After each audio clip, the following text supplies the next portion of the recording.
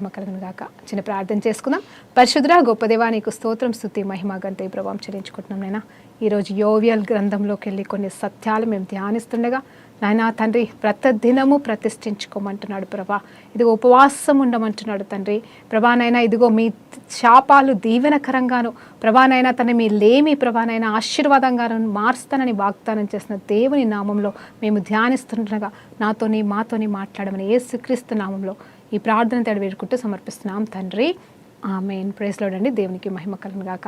ఈరోజు దేవాది దేవుడు మనకిస్తున్న వాక్యాంశం ఏంటంటే యోవేలు గ్రంథంలోకి వెళ్ళి మరి ప్రతి ఒక్క మాటనేంటి యోవేలు గ్రంథము, మరి దేవాది దేవుడు ఈ గ్రంథంలో ఉన్న మాటలని మనకి బోధించాలని ఇష్టపడుతున్నాడు.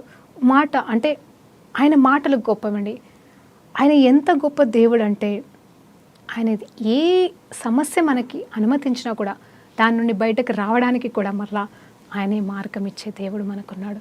అవును, ఈ యోవేలు గ్రంథంలో ఆ ప్రవక్తకి దేవుడు ఇస్తున్న మాటలు ఏంటంటే మనకెప్పుడు తెలుసు కదండి, యోవేలు గ్రంథం అనగానే రెస్టోరేషన్ దేవుడు సమకూర్చే దేవుడు, మనం పొడగొట్టుకున్నదంతా తిరిగి ఇచ్చే దేవుడు. యోవేలు రెండో అధ్యాయంలో చూసినప్పుడు ఆయన మనం పొడగొట్టుకున్నవన్నీ కూడా గుంగులు, పెరుగు, మిడతలు అవన్నీ తిన్నవన్నీ కూడా దేవుడు మరలా మనకి తిరిగి ఇస్తాడు అనేది ఒక ఆశ, ఆలోచన, వాగ్దానాన్ని మనం పట్టుకుంటాం. తర్వాత ఆత్మ సర్వ శరీరాల మీద అందరి మీద నేను ఆత్మను కుమ్మరిస్తాను. మీ యవనలు కలలు కంటారు, దర్శనాలు చూస్తారు, ఈ ముసలి వాళ్ళు సైతం కలలు కంటారు, ప్రవచిస్తారు మీరంతా అని చెప్పేసి మనకు అదంతా తెలుసు కదండి. సో ఇవి రెండు మాత్రమే మనకి తెలుసా? లేకపోతే అసలు ఏమి జరిగింది యోవేలు గ్రంథంలో? దేవుడు యోవేలు ద్వారా ఏం మాట్లాడాడు, తన జనాంగంతో ఏమని సరిచేస్తున్నాడు, ఎలా మాట్లాడాడు అనేది క్లుప్తంగా ఈ కొద్ది నిమిషాలు మనం ధ్యానిద్దామండి. మొట్టమొదటి అధ్యాయంలో చూసినప్పుడు యోవేలుకి ఇచ్చిన మాట ఏంటంటే, పెద్దలారా ఆలకించండి, దేవుని దేశపు కాపురస్తులారా మీరందరూ చెవియొక్కి వినుడి. ఇలాంటి సంగతి మీ దినములలో ఎప్పుడైనా జరిగినదా? ఇప్పుడు జరుగుతుంది చూడండి. మీ పితరుల దినములలో కానీ లేకపోతే జరిగినదా? ఇదిగో ఈ సంగతి మీరు మరి మీ బిడ్డలకు తెలియచేయడి. ఏంటని అది చూస్తే ఇదిగో ఈ సంగతి మీ బిడ్డలకి తెలియచేయడి. వారు తమ బిడ్డలకు ఆ బిడ్డలకు రాబో తరము వారికి తెలియజేయుదురు. గొంగలి పురుగు అంట చూడండి. గొంగలి పురుగులు విడిచిన దాన్ని మిడతలు తినివేసెను, మిడతలు విడిచిన దాన్ని పసల పురుగులు తినివేసెను, మరి పసల పురుగులు విడిచిన దాన్ని చీడ పురుగులు తినివేశాయంట. మత్తులారా మేలుకొని కన్నీరు విడివిడి, ద్రాక్షారసము చేవార్లారా రోదన చెయ్యుడి. మరి కొత్త ద్రాక్షారసము మీ నోటికి రాకుండా ఆగిపోయాను కదా. లెక్కలేని బలమైన జనాంగములు నా దేశము మీదకి వచ్చి ఉన్నది, వాటి పళ్ళు మరి సింహపు కొరల వంటివి అనుకుంటూ మరి అక్కడ వచ్చిన నాశనము గురించి, అనుమతించబడిన నష్టాన్ని గురించి ఇక్కడ పలికించబడుతుంది, అంటే చెప్పబడుతుంది. ఇదంతా జరుగుతుంది కదా, ఎప్పుడు ఎన్నడు ఏనాడు జరగనివి జరుగుతున్నాయి కదా. ఈ నష్టం మీకు తెలుస్తుందా? ఇదిగో 8వ వచనం చూస్తే, పెనిమిటి పోయిన ఎవ్వను రాళ్ళు కోనెపట్టు కట్టుకొని అంగలార్చినట్టు నీవు అంగలార్చము అంటున్నాడు. ఇదిగో మరి పెళ్లి కుమార్తె అంట నిజంగా భర్తను కోల్పోతే ఎంత బాధపడుతుంది, ఆ రీతిగా మరి ఏడు అంటున్నాడు. అంత మాత్రమే కాదు, నైవేద్యములు పానార్పణములు మరి యెహోవా మందిరంలోనికి రాకుండా నిలిచిపోయాను కాబట్టి యెహోవా పరిచారకులారా, యెహోవాకి పరిచర్య చేయవారులారా ఇదిగో అంగలారుస్తున్నారు అని చెప్తున్నాడు. ఆ తర్వాత పొలము పాడైపోయాను, భూమి పాడైపోయాను, అసలు అన్నీ కూడా నాశనం అయిపోయాను అని చెప్పేసి అక్కడ అన్నిటి గురించి వర్ణిస్తూ ఉన్నాడు. అక్కడ అంటే మరి ఏమి జరిగింది అక్కడ అనేది చూస్తే, పాపంలో పడిపోయారు ఇజ్రాయెల్ జనాంగము. వారు చేసిన పాపాలని బట్టి, వారు చేసిన తప్పిదములు బట్టి, వారు చేసిన మరి దేవుణ్ణి దూషించి దేవుని ధిక్కరించిన విధానం బట్టి అన్య దేవతల వెంబడి పరిగెత్తడం వల్ల వారికి మరి ఈ నాశనం అంతా కూడా వచ్చింది. అయితే మరి మందిరంలో కూడా ఆహారం లేదంట. నిజంగా చెప్పాలంటే మందిరంలో ఆహారం దేనికంటే ఇతరులకు ఇవ్వడానికి, లేని వారికి ఇవ్వడానికి, విధవరాళ్ళకి ఇవ్వడానికి, తల్లిదండ్రులు లేని వారికి ఇవ్వడానికి, లేమిలో ఉన్న వారికి ఇవ్వడానికి, అలా మరి ఆ ధననిధి కూడా లేకుండా పోయింది. అందుకే అక్కడ ఏం చెప్తున్నాడు తెలుసా, దానికి ఒక సొల్యూషన్. ఇలా జరిగింది కదా, అయిపోయింది ఇంకా పరిస్థితి, ఏడవండి, మరి కన్నీరు కార్చండి, మరి ఇంకా ఎన్ని నష్టాలు మనం చూడవలసిందో. అందుకోసమే ఓ యాజకులారా, చూడండి ఇక్కడ, ఓ యాజకులారా, దేవుని పరిచర్య చేయువారులారా, ఇదిగో 8వ వచనంలో, 9వ వచనంలో, అలాగే 13వ వచనంలో మరి మాట్లాడుతున్న మాట ఏంటంటే, ఇదిగో ఏమీ లేకుండా పోయింది, అంజూరపు చెట్లు లేవు, ఫలాలు లేవు, ఏమీ లేవు, అంతా నాశనం అయిపోయింది. కాబట్టి యాజకులారా చూడండి, ఈ వచనంతో దేవుడు నాతో మాట్లాడాడు. మాట్లాడండి, ఈరోజు మీతో కూడా మాట్లాడను గాక. యాజకులారా, గోనె పట్ట కట్టుకొని అంగలార్చుడి, బలిపీఠమునొద్ద పరిచర్య చేయు వారలారా రోదన చేయుడి. గోనె పట్ట వేసుకుని రాత్రంతయు గడుపుడి. నైవేద్యమును పానార్పణమును మీ దేవుని మందిరమునకు రాకుండా నిలిచిపోయెను. ఉపవాస దినము ప్రతిష్ఠించుడి, వ్రత దినమును ఏర్పాటు చేయుడి, యెహోవాను బ్రతిమలాడుకొనుటకై నిలబడుడి అని చెప్తూ దేవుడు ఇక్కడ మాట్లాడుతున్నాడు. మొట్టమొదటిగా పరిస్థితిని ఇలా ఉంది కదా, కాబట్టి ఎవరికి చెప్తున్నాడంటే యాజకులకి. హల్లెలూయా. యాజకులండి అంటే దేవుని సన్నిధిలో మొరపెట్టేవారు, దేవుని బిడ్డలు, విజ్ఞాపనకర్తలు, లేకపోతే దేవుని సేవ చేసేవారు, సంఘ పెద్దలు. వాళ్ళకి దేవుడు చెప్తున్న మాట ఏంటంటే, ఇదిగో మీరు ఉపవాసము ప్రకటించండి, ఉపవాసము ప్రకటించండి. ఎన్నిసార్లు చెప్తాడు తెలుసా అండి? 1వ అధ్యాయం తర్వాత 2వ అధ్యాయంలో కూడా 1కి 3 సార్లు ఇదిగో ఇవంతా జరుగుతుంది, ఇలాంటి నష్టం, ఇదంతా ఇప్పుడు నేను చదువుకుంటూ వెళ్తే మరి సమయం సరిపోదు, కానీ అక్కడ ప్రతి వచనం చదువుకుంటూ వెళ్తే 3 అధ్యాయాలు మాత్రమే ఉన్నాయండి. దయచేసి మీరు చదవండి.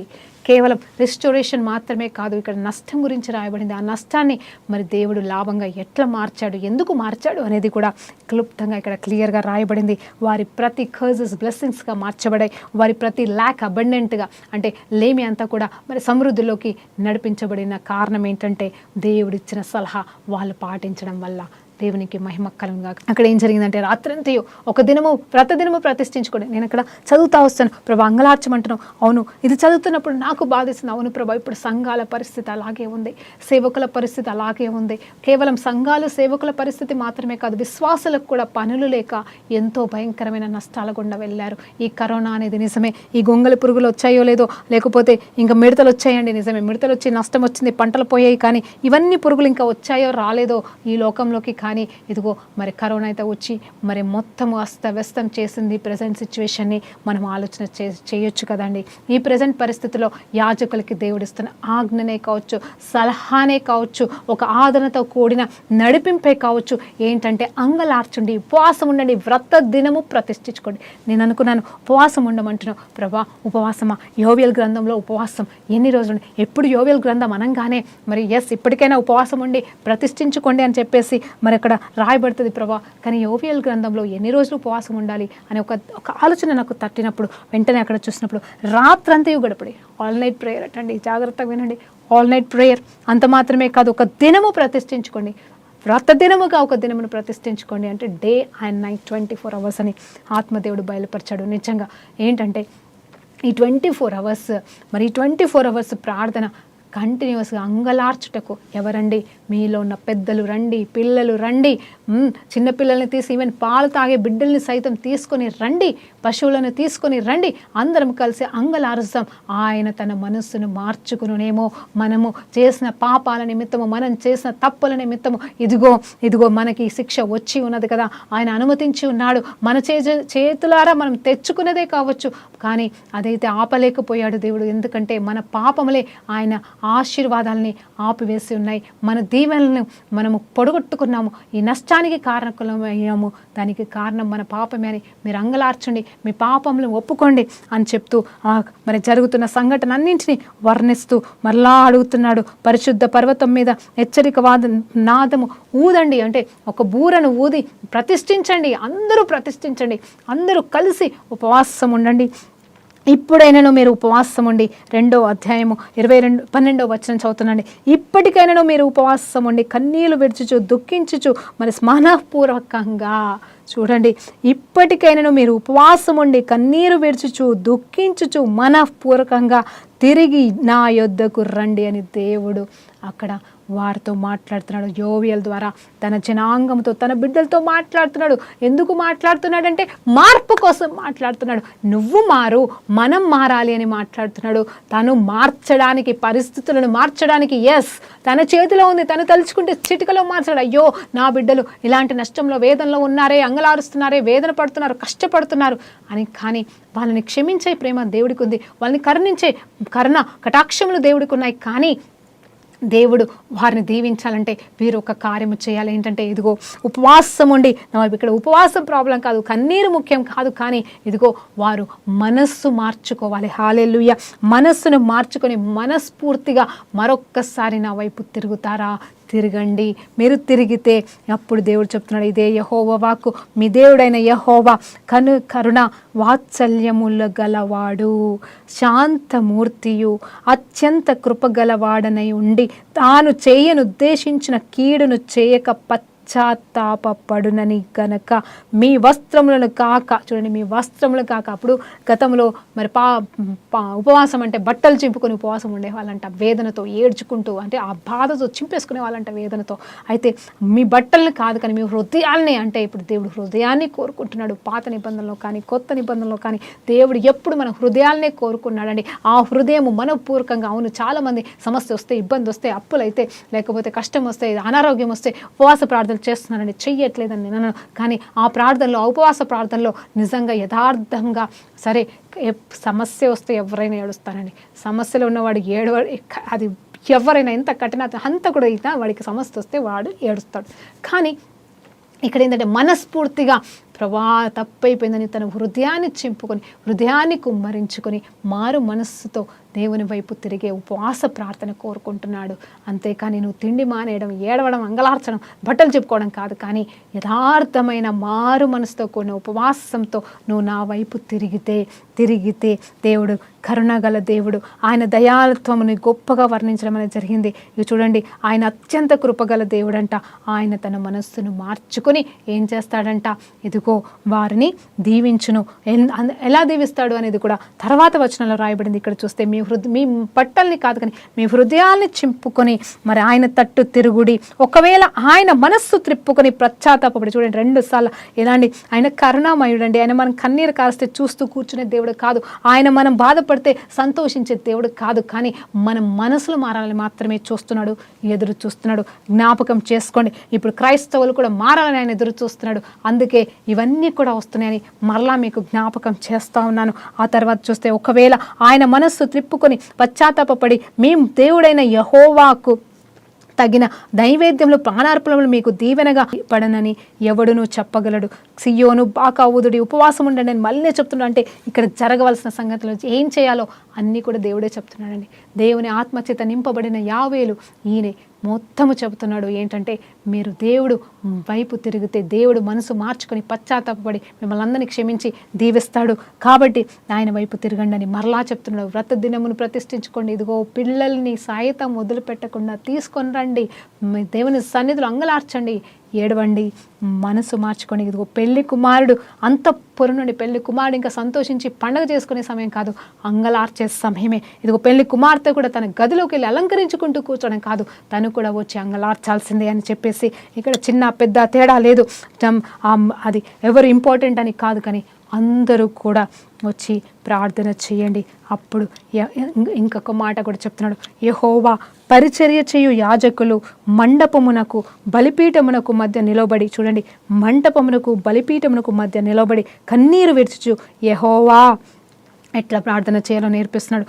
యెహోవా నీ జనుల ఎడల జాలి చేసుకొని అన్యజనుల వారి మీద ప్రభుత్వము చేయనట్లు వారిని అవమానమునకు కప్పగింపకము, లేని ఎడల అన్యజనులు వారి దేవుడు ఏమాయనని కదా అని అందరూ కదా అని చెప్పేసి, చూడండి ఇక్కడ యాజకులు ఏం చేయాలా, అంగలార్చాలా, ప్రార్థన చేయాలా అని చెప్పేసి చెప్తున్నాడు. అంత మాత్రమే కాదు, మళ్ళీ తర్వాత చూస్తే ఇక్కడ చెప్తున్న మాట ఏంటంటే చివరికి యెహోవాకు పరిచర్య చేసే సేవకులటండి. చూడండి, ఈ పిలుపు ఎవరు పిలవాలి అంటే సేవకులు పిలవాలి, అంగలార్చాలి, అంగలార్చే ప్రార్థన వారికి నేర్పించాలి, వాళ్ళ చేత చేపించాలి, విశ్వాసాల ద్వారా అందరి ద్వారా జరిపించినప్పుడు ఇంకా ఏం ప్రార్థన చేయాలంటే, ఇదిగో అయ్యా దేవునికి ఎట్లా మొరపెట్టాలంటే, అంటే దేవుని సన్నిధిలో ఉన్న దేవుని బిడ్డలకి మధ్యలో నిలబడి ఏమని ప్రార్థన చేయాలంట అంటే, ఇదిగో అయ్యా నువ్వు కానీ ఇప్పుడు మా జీవితంలో జోక్యం కల్పించుకోకపోతే, నువ్వు కానీ అద్భుతం చేయకపోతే ఈ లోకంలో ఉన్న అన్యుల మధ్యలో మేము మరి ఏమైపోతామండి, అవమానం పాలవుతాం. అవమానం మాకు కాదయ్యా, నిజమే మేమే తప్పు చేసాం, కానీ అవమానం నీకు అవుతుంది కాదా అండి. ఇప్పుడు ఇది జరగట్లేదా మనకి క్రైస్తవ లోకంలో? ఇది యోవేల్ గ్రంథం ఎప్పుడో 1000 సంవత్సరాల కింద రాయబడిన గ్రంథమే కావచ్చు. అప్పుడు పాత నిబంధనలో ఉన్న ఆ ఇజ్రాయెలైట్స్ వల్ల వచ్చిన బాధ వల్ల వచ్చిన ప్రార్థనే కావచ్చు, శిక్షనే కావచ్చు. ఇప్పుడు చెప్పండి, క్రైస్తవులమనే మన వలన, మన జీవిత విధానాల వలన దేవునికి అవమానం కలగట్లేదా? దేవుడి చేతులు ముడుచుకొని ఉండడానికి కారణం మన శాపాలు, మన పాపాలైతే, మనం చేస్తున్న తప్పుదములైతే, వీళ్ళ దేవుడు ఎక్కడున్నాడు, వీళ్ళ దేవుడు కూడా దేవుడే కాదు అని చెప్పేసి మన దేవుడికి నిందలు తీసుకొని రావట్లేదా మనము? కాబట్టి ఈరోజు మిమ్మల్ని చేతులెత్తి బ్రతిమలాడుతున్నాను, క్రైస్తవులారా, దయచేసి మిమ్మల్ని బట్టి దేవుడికి అవమానం రాకూడదు, మిమ్మల్ని బట్టి దేవుడికి అపహాస్యం కాకూడదు. మరి దేవునికి అవమానము వచ్చినంత మాత్రం దేవుడైతే తగ్గిపోడు, కానీ అది మనకి మంచిది కాదు. మన ద్వారా ఆయన బిడ్డలమైన మన ద్వారా ఆయనకి మహిమే రావాలి, కానీ ఇలాంటి నిందలు రాకూడదని మరి మీకు జ్ఞాపకం చేస్తున్నాను. సో ఇప్పుడు ఏంటంటే చూడండి, అలాంటి పరిస్థితుల్లో మనం కూడా ఉన్నాము. సో ఇది మనకి 100% వర్తిస్తుందనే నేను కావాలని ఈ గ్రంథాన్ని తీసుకొని మీకు బోధించడం అనేది జరుగుతుంది. సో ఇక్కడ మాట్లాడుతున్నాడు, ఆయన ప్రార్థన చేస్తున్నాడు. అప్పుడు యెహోవా ఇలా ప్రార్థన చేసినప్పుడు చేయమని చెప్పాడు, దేవుడు సలహా ఇచ్చాడు, వాళ్ళు ప్రార్థన చేశారు, కూడుకున్నారు. అవన్నీ 2 అధ్యాయాలు జరుగుతూనే ఉన్నాయి. తర్వాత యెహోవా మరలా మాట్లాడుతున్నాడు. చూడండి, వాళ్ళని శిక్షకి అప్పగించింది వారు చేసిన తప్పులే, కానీ దేవుడు మాత్రం వాళ్ళని విడిపించడానికి సంసిద్ధంగా ఉన్నాడండి. సంసిద్ధంగా ఉన్నాడు. ఇక్కడ మనం తెలుసుకోవాల్సిన సత్యం అది. దేవుడు ఎప్పుడు విడిపించడానికి సంసిద్ధంగా ఉన్నాడు, మార్గము చెప్పడానికి సంసిద్ధంగా ఉన్నాడు.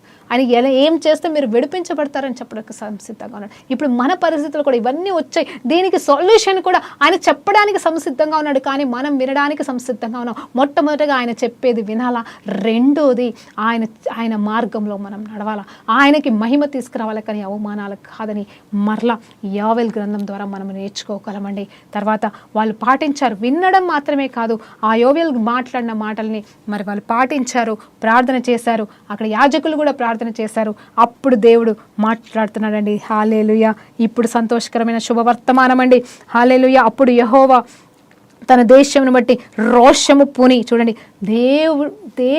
తన దేశం అంట. చూడండి, వీళ్ళు చూస్తే పాపం తప్పు చేసిన వాళ్ళు, అయినా వారి పట్ల రోషం పుడుతుందంట మన దేవాది దేవుడికి. అంటే మనం కూడా అంతే కదండి, మన బిడ్డలు ఎంత తప్పు చేసినా, అంత పాపం చేసినా కానీ మన బిడ్డలంటే మనకి రోషం ఉంటుంది, ప్రేమ ఉంటుంది కదండి. అలాగే ఈ తండ్రి ఆయనకి ఎంత రోషమో చూడండి, తన దేశం పట్ల మరి రోషాన్ని పూనుకొని ఏమంటున్నాడంటే జనుల ఎడల జాలి చూపిస్తున్నాడంట. ఏం చూపిస్తున్నాడు? రోషం పూని తన జనుల ఎడల జాలి చేసుకొనెను. మరియు యెహోవా తన జనులకు ఉత్తరమిచ్చి చెప్పినదేమనగా, చూడండి, ఇక్కడ చెప్పేస్తున్నాడు, చెప్తాడు కాదు, ప్రవచనం కాదు, జరుగుతున్నదండి ఇక్కడ సందర్భం. వాళ్ళు చేసిన ప్రార్థనకి వాళ్ళు ఒక దినము ప్రార్థన చేశారు, రాత్రంతా దినమంతా అంగలార్చారు, మారు మనసు కలిగి హృదయాన్ని చింపుకున్నప్పుడు వాళ్ళతో దేవుడు మాట్లాడుతున్న మాట ఏంటంటే, యెహోవా తన జనులకి ఉత్తరమిచ్చి చెప్పినదేమనగా, ఇకను అన్య జనులు మిమ్మల్ని అవమానాస్పదముగా చేయక మీరు తృప్తి నొందినంతగా నేను ధాన్యమును, కొత్త ద్రాక్షారసమును, తైలమును మీకు పంపించదను. మరియు ఉత్తర దిక్కు నుండి వచ్చు వారికి మీకు దూరముగా తోలివేసదను. ఎండిపోయిన నిష్ఫల భూమిలోనికి వాటిని తోలివెత్తును. అవి గొప్ప కార్యములు చేసెను గనక వాటి ముందటి భాగమును తూర్పు సముద్రంలోనికి, వెనుకటి భాగమును పడమటి సముద్రంలోనికి పడవేస్తును. అక్కడ వాటి సుగంధమును లేచును, అవి కుళ్ళి వాసన కొట్టును. దేశమా భయపడక సంతోషించి గంతులు వేము. చూడండి, ఇక్కడ దేవుడు జోక్యం కల్పించుకొని అనుమతించిన ఆ గొంగలి పురుగులు, పసరు పురుగులు, అవన్నీ పురుగులన్నింటి మిడతలంట, వీటన్నింటినీ నలువైపుల సముద్రంలోకి, అగాధంలోకి పడివేస్తాను. అంత మాత్రమే కాదు, ఇదిగో మిమ్మల్ని నేను అన్య జనుల ఎదుట ఇక మీదట మీరు అవమానము నొందిన జీవితం జీవించరు. అవునండి, క్రైస్తవ బిడ్డలంట కదా, ఏది మీ జీవితం, ఎక్కడ మీ దేవుడు, మీరు ఇదన్నారు అదన్నారని కూడా కొంతమందికి మరి నిందలు వస్తున్నాయి కదండి. సరే, తప్పులు చేసిన వాళ్ళ వల్ల దేవునికి నిందలు వస్తున్నాయి, తప్పు చేయకుండా నమ్మకంగా జీవిస్తున్న వారిని బట్టి ఏది మీ కార్యాలు జరగట్లేదు ఎందుకని కూడా మనుషుల వల్ల కూడా నిందలు వస్తున్నాయి. 2 రకాల నిందలు మనము ఈ లోకంలో క్రైస్తవులమని పిలువబడుతున్న మనం అనుభవిస్తున్నామండి. అయితే ఇక్కడ దేవుడు ఏమంటున్నా అంటే, వారి వల్ల మీకు ఇంకా అవమానము రాదు. అంత మాత్రమే కాదు, దేశమా భయపడక సంతోషించి గంతులు వేయము, యెహోవా గొప్ప కార్యములు చేసి ఉన్నాడు. ఆయన ఎలాంటి కార్యములు చేస్తున్నాడో అది కూడా చూద్దామండి. ఆయన ఎంత గొప్ప కార్యములు చేస్తున్నాడంటే, ఇదిగో పశువులారా భయపడకుడి, గడ్డి బిళ్ళల్లో పచ్చిక మొలుచును. చూడండి, పశువులు కూడా వచ్చాయి కదా ఉపవాసం కోసం, ఉపవాస ప్రార్థన చేసి అంగలార్చాయి కదా, అందరూ వచ్చారు, అన్నీ వచ్చాయి కాబట్టి వాళ్ళతో కూడా మాట్లాడుతున్నాడు. చెట్లు ఫలించును, అంజురుపు చెట్లు ఫలించిన, ద్రాక్ష చెట్లు సమృద్ధిగా ఫలించును. సియోను జనులారా ఉచ్చయించి మీ దేవుడైన యెహోవా యందు సంతోషించుడి. తన నీతిని బట్టి తనకు ఆయన తొలకరి వర్షము కడవరి వర్షం. ఈ మాటను ఎత్తిపట్టయితే మనం ప్రార్థనలు చేసుకుంటాం. ప్రభా ఈ వాగ్దానం కావాలి, ఇదిగో ప్రభా తొలకరి వర్షం, ఇదిగో కడవరి వర్షం ఇస్తానన్నావు కదా ప్రభా, తొలకరి పంటే లేదు ప్రభా, ఇంకా కడవరి వర్షం ఎట్లిస్తావు ప్రభా అని ప్రశ్నించుకుంటూ ప్రార్థన చేస్తున్నాం. మనతో దేవుడేమంటున్నాడంటే, సరి చేసుకొని జీవించు, పాపము నుండి విడిపించబడి మరి సరి చేసుకొని దీవించమని దేవుడు చెప్తా ఉన్నాడు. అంత మాత్రమే కాదు, ఇదిగో ఆయన పూర్వకాలము కంటే కూడా గొప్పగా శ్రేష్టమైన దీవెన ఆశీర్వాదాలు ఇస్తానంటున్నాడు. ధాన్యములను నింపుతాను, ధాన్యంతో కొట్లను నింపుతానంటున్నాడు. కొత్త ద్రాక్షరసము, కొత్త తైలమును ఇస్తానంటున్నాడు. మరి అంత మాత్రమే కాదు, మీరు కడుపార తిని పూజించెదరు, తృప్తి పొందుదరు అని చెప్తున్నాడు. ఆ తర్వాత మాట్లాడుతున్న మాట ఏంటంటే, ఈ బ్లెస్సింగ్స్ అన్నీ ఇచ్చిన తర్వాత 2వ అధ్యాయం 27వ వచనంలో మరి ఏం మాట్లాడుతున్నాడు అంటే, ఇదిగో మరి సంవత్సరాల నుండి నేను పంపించిన ఆ మిడతలు అవన్నీ కూడా ఏవైతే నాశనం చేసినా వాటికి మరి ఖచ్చితంగా మీకు రిస్టోరేషన్ ఇస్తానంటున్నాడు. హల్లెలూయా. అవన్నీ కూడా మరలా మీకు ఇస్తానని దేవుడు మాట్లాడుతున్నాడండి. దేవునికి మహిమ కలుగును గాక. ఇక మీదట ఎన్నటికెన్నటికి కూడా మీరు సిగ్గునొందరు మరి అని చెప్పేసి దేవుడు మాట్లాడుతున్నాడు. నేనే మీ దేవుడనైన యెహోవానని, నేను తప్ప వేరే దేవుడులని ఇంకా మీరు తెలుసుకుందరు. ఇంకెప్పటికెప్పుడు పాపం చేయకుండా మరి మీరు నా వైపే చూస్తారని ఆయన మాట్లాడుతూ వాగ్దానం ఇచ్చి ఈ గొప్ప దీవెన ఆశీర్వాదాలు వారు చేసిన ఆ 24 గంటల ఉపవాస ప్రార్థన, తగ్గింపు ప్రార్థన వల్ల జరిగిందండి. దేవుడు ఎంత దగ్గర ఉన్నాడండి. దీర్ఘకాల ప్రార్థన చేయలే, సంవత్సరాలు మొరపెట్టలేదు, కానీ దేవుడిచ్చిన సలహాని వీరు పాటించినప్పుడు వెంటనే దేవుడు మరలా జోక్యం కల్పించుకొని వాళ్ళు చేశారా లేదా అంటే వెంటనే చేశారు, అడిగిన వెంటనే చేశారు, వెంటనే తప్పులు ఒప్పుకున్నారు. 24 గంటల్లో దేవుడు దిగి వచ్చి కార్యం చేశాడు. అందుకే 24 అవర్స్ మిరాకిల్స్ అని చెప్పేసి కొంతమంది అంటూ ఉంటారు. నేను కూడా నా జీవితంలో ఎన్నోసార్లు 24 అవర్స్ మిరాకిల్స్ నేను అనుభవించానండి. మరి మీరు కూడా అనుభవించాలని, అదే రకమైన అద్భుతమైన సరే మరి మీరు కూడా అనుభవించాలని దేవుని పేరిట కోరుకుంటున్నాను. ఆ తర్వాత 28వ వచనంలో ఏముందంటే, నేను ఆ తర్వాత ఇంకా నా జనులు ఇంకెప్పుడు కూడా సిగ్గుపడరు, సిగ్గు పాలు కారు, మరి అవమానాలు ఉండవు, ఘనతనే వారికి ఉంటుందని వాగ్దానం చేస్తూ ఇంకేమంటాడంటే, తర్వాత సర్వ శరీరుల మీద నేను నా ఆత్మను కుమ్మరించదను అని చెప్పేసి 27వ వచనం నుండి మాట్లాడుతున్నాడు. అప్పుడంట చిన్నపిల్లలు ప్రవచిస్తారంట, తర్వాత యవ్వనస్తులు ప్రవచిస్తారంట, తర్వాత మరి కుమారులు అందరూ ప్రవచిస్తారు. మీ ముసలి వాళ్ళు కళ్ళకందరూ, మీ యవ్వనులు దర్శనములు చూసేదరంట. ఆ దినములో పనివారి మీద సైతము మరి అభిషేకం అనేది పరిశుద్ధాత్మ దేవుడని కుమ్మరించబడతాయి. చూడండి, ఫస్ట్ బ్లెస్సింగ్స్ దెన్ అనాయింటింగ్ అని చెప్పేసి చెప్తున్నాడు. సో దేవుడు అవి రాజులుగా చేస్తున్నాడు, యాజకులుగా చేస్తున్నట్టుగా ఇక్కడ క్లియర్గా అర్థమవుతుంది. దేవుడు ఎప్పుడు మనల్ని దీవించాలని కోరుకుంటున్నాడు. కాకపోతే ఆయన ఎప్పుడు అన్ని వేళలా అంటాడు కదా, నేను ఎప్పుడు కోడి తన బిడ్డల కోసం చేయి చాపినట్టుగా నిత్యము నేను చేయి చాపి మీ వైపు చూస్తూనే ఉన్నాను కదా, మీరే నా వైపు రాలేదు అని అంటారండి. నిజమే కదా. ఒక్కసారి కోడి గురించి ఆలోచన చేద్దామండి.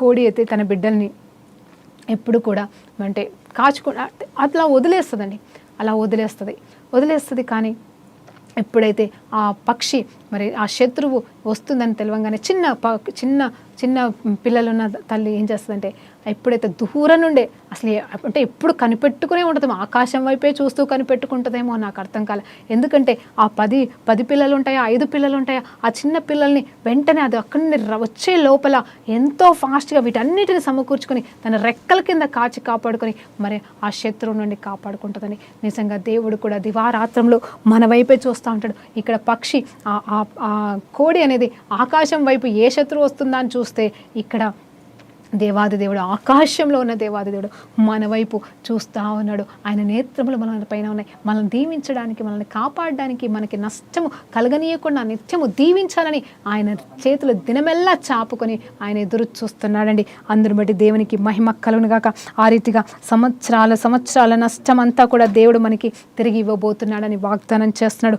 ఆ దినము యెహోవా నామాన్ని బట్టి ఆయనకు ప్రార్థన చేసిన వారందరికీ రక్షణ కలుగును అంటున్నాడు. ఎంత మాత్రమే కాదు, ఎలాంటి రాబోయే కాలంలో ఇప్పుడు మనం ఇదే కదండి, అంత్యకాలంలో అభిషేకము, అంత్యకాలంలో ఆత్మ కుమ్మరించబడుతుంది. ఎస్, ఈవెంట్తో పాటుగా మరి రెస్టోరేషన్ కూడా వాగ్దానం చేస్తున్నాడు. అవునండి, రెస్టోరేషన్ తర్వాతనే అభిషేకం అని కూడా మాట్లాడుతున్నాడు. కాబట్టి రెండు మనకి కావాలి. ప్యారలల్గా ఇస్తాడా, కలిసి ఇస్తాడా, ఒకటి తర్వాత ఒకటి ఇస్తాడా తెలియదు, కానీ మనం దీవెన పొందుకోవాల్సిన వారిగా ఉన్నాము.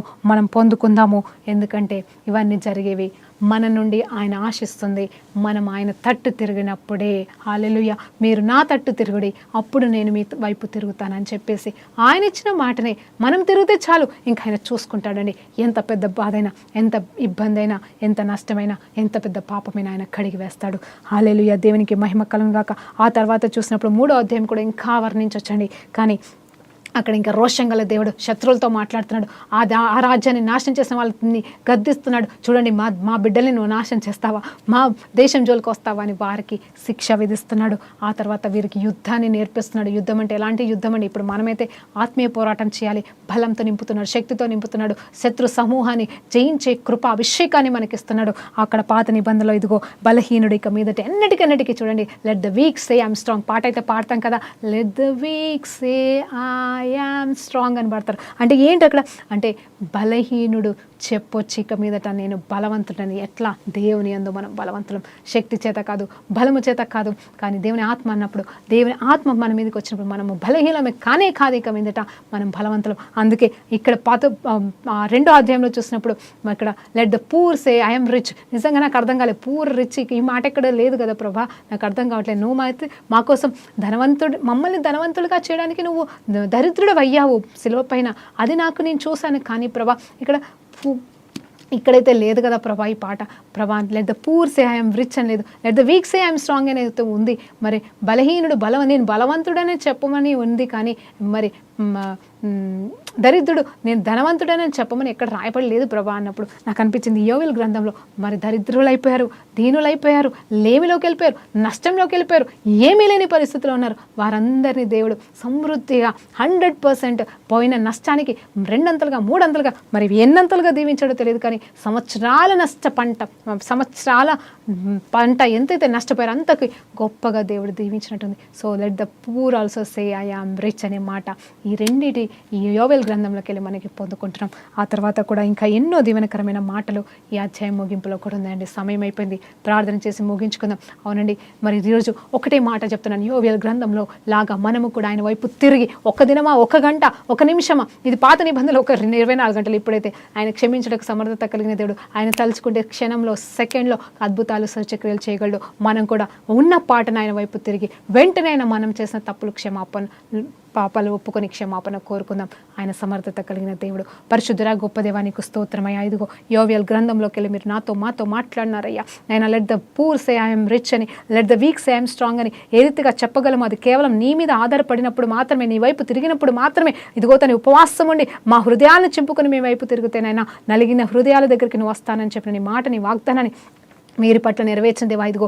మా లోకం పట్ల, ఈ లోకం పట్ల, ఇదిగో మా భూలోకము పట్ల, ఇదిగో ఇప్పుడు మేమున్న పరిస్థితుల పట్ల నెరవేర్చమని వేడుకుంటున్నామయ్యా. ఇదిగో యాజకులను లేవనెత్తండి, విశ్వాసాలను లేవనెత్తండి అయ్యా. ప్రతి బిడ్డ అంగలార్చే ఆత్మచేత నింపి మాకు ప్రభా మీరు దాచిపెట్టిన దీవెనలు, ఆశీర్వాదాలు, అభిషేకం అన్నీ కూడా మాకు దయచేయమని యేసుక్రీస్తు నామములో ప్రార్థన వేడుకుంటూ సమర్పిస్తున్నాం తండ్రి. ఆమేన్, ఆమేన్, ఆమేన్. ప్రైజ్ లార్డ్ అండి.